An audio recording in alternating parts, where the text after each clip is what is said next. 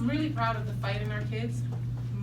Today was a very tough game. I mean, considering we're playing top 5, top 10 team in the country. I think we, that first quarter kind of dug a bit of a hole for us, and having the fight after that. I mean, second, third, and fourth quarter, very consistent with kind of how we want them to play. And we have to put together a full game, especially when we're playing a team like this. Coach, you did get a huge game out of Williams tonight. Just talk about her progression this year. Well, I mean, she's working her way back. I mean, after having surgery and having that stress fracture in her leg, she's one of those kids that's kind of all about basketball. I mean, she is, I guess, what we would call a baller. You know, it's kind of what she eats and sleeps. So having that period of time for a few months where she wasn't able to do anything definitely kind of took her, you know, away from where she needed to be, especially being a first-year player. You know, that preseason and then that non-conference schedule is necessary, especially for first-year kids to kind of get in the groove. I think that she's now kind of going through that part in her game where she's making the adjustment, and you know, she has flashes of greatness, and tonight was one of those nights. Coach, it seemed like Louisville was able to get a lot of transition or a lot of up-tempo baskets there in the first quarter. What was there anything that you looked to do, you know, after the first quarter to really kind of, you know, cut that, you know, take that away from them?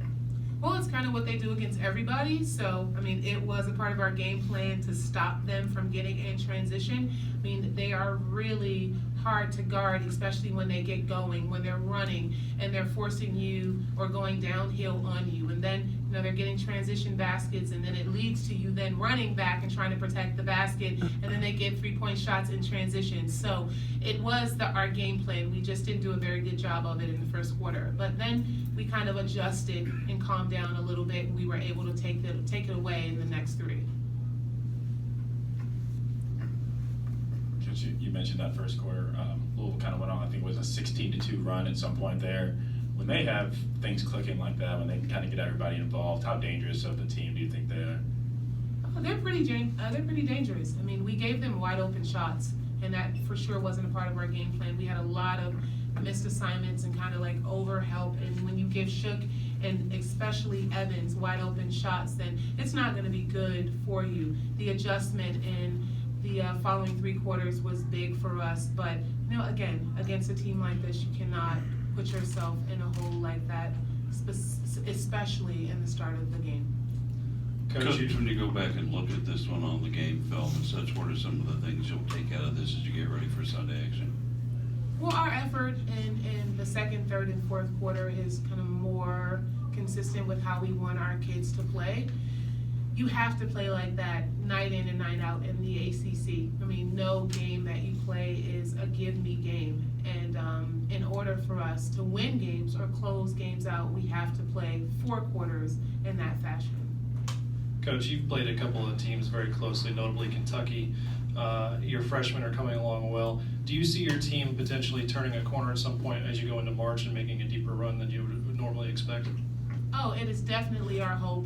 You know, it's you never know. I mean, we have 3-4 seniors with our recent graduate transfer, and everyone else on our team is a freshman. Like, so there's a huge gap, like inexperience, and there's nothing in between. So, of course, we want them to progress a lot faster, but unfortunately they're in a situation that they kind of don't get that same type of time, you know, for most freshmen playing, you know, across the country. Like, they've been thrown in the fire, and they kind of have to learn, you know, in that process. And I am proud of them. I think that they're doing a really good job, but it's just a matter of time before they put it together. And when they do, consistently, or a good group of them do, then it puts us in a really good place.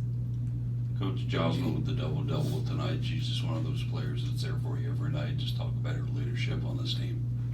Solid. You know, Jocelyn didn't get the opportunity to play like this last year because we were just so depleted from a roster perspective. And going into this year, I told them that, you know, what we experienced last year was not something that would happen again. And if they kind of just continued to work and build and just kind of grow our game, that going into this year, it would look a lot different. I think that Jocelyn took heed to that, and she continued to add to her game and grow. And now that, you know, she was in a position to just kind of have substitutions or just help or someone to kind of kick it to, and good things happen, has allowed her to be a lot more kind of comfortable, but also playing her true position, and she's been able to flourish.